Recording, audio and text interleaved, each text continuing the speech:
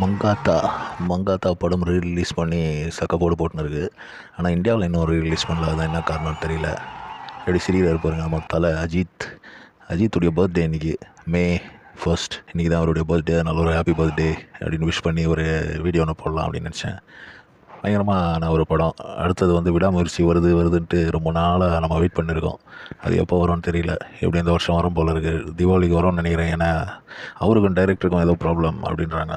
Director வந்து மகத்திருமேனி ரொம்ப torture பண்ணுவாராம். நிறைய தடவை வந்து ரீடேக்கெல்லாம் எடுப்பாரான்.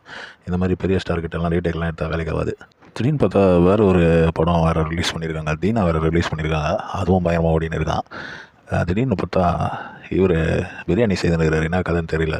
அதுக்கு வந்து நம்ம ஹேட்டர்ஸ் என்ன சொல்கிறாங்க, அவங்க தலைக்கு வந்து சினிமாலாம் இல்லைடா, படம்லாம் இல்லை, படம் இல்லாமல் மார்க்கெட் அவுட் ஆனதுனால அவர் வந்து பிரியாணி செய்ய போயிட்டாருன்னு. இந்த லுக்குக்கு போய் இந்தியாவில் படம் கிடைக்காதா அப்படின்ட்டு தலை ரசிகர்கள் இந்த லுக்கு